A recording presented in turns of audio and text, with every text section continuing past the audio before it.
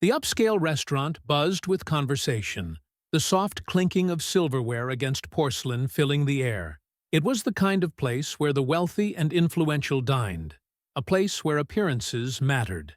George, a decorated police officer with years of service, walked in with his wife and daughter, looking forward to a peaceful evening. But the moment they stepped inside, something shifted.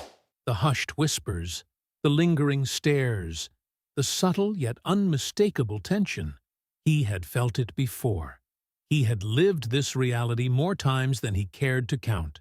He had spent years upholding the law, ensuring justice, protecting people who now looked at him as if he didn't belong. But tonight, he wasn't a police officer. He wasn't the man who had run into danger without hesitation. He was simply a husband, a father, a man who wanted nothing more than to share a meal with his family. A waiter approached their table, his expression forced into an uneasy smile. "Sir, there seems to be an issue. A guest reported that you—" he hesitated, "that you might have taken something from another table."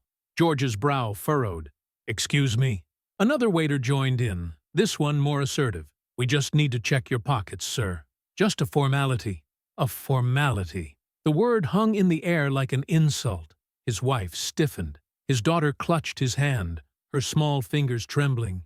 Olivia, his rock, his partner through everything, stared at the waiters, her lips pressed together in restrained fury. Their daughter, Sophia, too young to understand the depth of the situation, only knew one thing.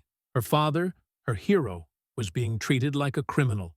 George's heart pounded, not in fear, but in anger. 17 years on the force, protecting people who never questioned his integrity when they needed help. And now, in a room full of well-dressed strangers, he was being reduced to a suspect. Across the room, a man set down his drink, watching the scene unfold.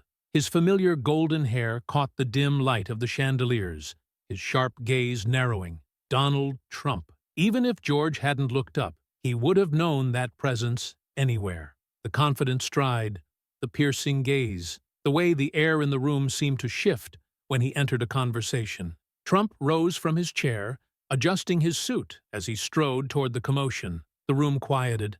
The tension in the air thickened. "Do you know who this man is?" Trump's voice cut through the silence. He wasn't asking. He was challenging. The waitstaff hesitated. Guests exchanged glances.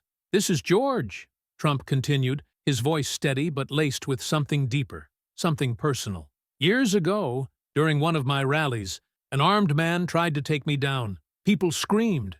Security froze. And then George was there. He threw himself between me and the attacker, tackled the guy before a single shot could be fired, took a hit in the process. If he hadn't been there that day..." Trump exhaled, shaking his head slightly. "I wouldn't be standing here right now." The weight of his words settled over the room. People murmured in disbelief. The waiters exchanged nervous glances. Trump turned back to George, looking him in the eye.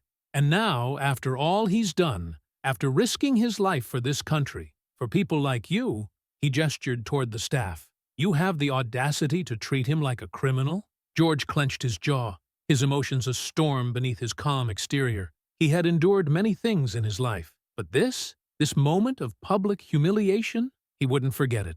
The restaurant manager rushed over, his face pale. "Sir, I'm so sorry. There must have been a mistake." "A mistake?" Trump's voice was sharp. "Or just an assumption? Based on what, exactly?" Silence. The weight of unspoken truths pressed upon the room. Trump wasn't finished. He took a step forward, his presence commanding as ever. "Let me tell you all something. I have met some of the most powerful people in the world. I have sat across from presidents, kings, and billionaires, and do you know the kind of man I trust the most?" No one dared to answer. Trump turned back to George. "A man like this, a man who didn't ask for recognition, a man who didn't hesitate when it mattered, a man who put his life on the line for someone he had no obligation to protect." He let that hang in the air for a moment before shaking his head. "And you question his integrity? You dare to question his honor?" The manager swallowed hard. "Please, let us make it right. Dinner is on the house. Keep your dinner." Trump cut him off. He placed a firm hand on George's shoulder. He deserves respect, not a free meal. George's wife wiped a tear from her eye. His daughter, still holding his hand, looked up at him with admiration. As Trump turned to leave, he glanced over his shoulder. Maybe next time, judge a man by his actions, not by the color of his skin. And just like that, the lesson was learned. The internet exploded with the story, the video going viral within hours. Donald Trump defends police officer wrongfully accused in upscale restaurant. The footage spread like wildfire, igniting conversations about bias, justice, and the true meaning of respect. That night, as George sat with his family at home, Olivia reached over and squeezed his hand. "She'll remember this, you know," she said softly, nodding toward Sophia, who was curled up on the couch. George looked over at his daughter. She had always known her father was strong, but tonight she had seen something else. She had seen that even the strongest men still faced battles they shouldn't have to fight, and she had seen what it meant to have someone like Trump stand beside them. For George, the scars of the moment would linger, a reminder that even heroes weren't always seen for who they truly were. But tonight, at least, he knew he hadn't faced it alone. The following days were a whirlwind. Calls from reporters, messages of support flooding in from every corner of the country, and even a few from strangers who had witnessed the incident online. George had never asked for the attention. He had never sought the spotlight. But it was there, whether he liked it or not. Each time he walked out the door, he was met with nods of recognition, appreciative smiles, and words of encouragement from people who had heard the story. Some even asked for photos, a moment to capture the memory of the man who had been wrongly accused, only to have his dignity defended by a figure like Trump. But amidst the newfound attention, one thing remained clear. George never allowed himself to be distracted. His priorities were simple: family, honor, and service. The moment he'd shared with Trump had been a brief but powerful reminder of what truly mattered. As for Trump, his stance against the injustice had been applauded by many, but it was clear to George that it hadn't been about politics or fame. It had been about something deeper: respect, understanding, recognition of those who put themselves in harm's way to protect others, no matter their background. And that was the legacy George would carry with him. Every time he walked into a room, whether it was a high-end restaurant or a local diner, he would remember the lesson that night had taught him. It wasn't about what people assumed or how they judged you. It was about what you did when no one was watching. It was about standing up for what was right, even when the odds were against you. Because at the end of the day, it was your actions, not your title, that defined you. And George knew, deep down, that no matter where life took him, he would always be remembered for that. In the weeks that followed, George found himself reflecting more deeply on the events that had unfolded. He often thought about how quickly people could make assumptions about others, how easy it was to judge someone based on appearances or status.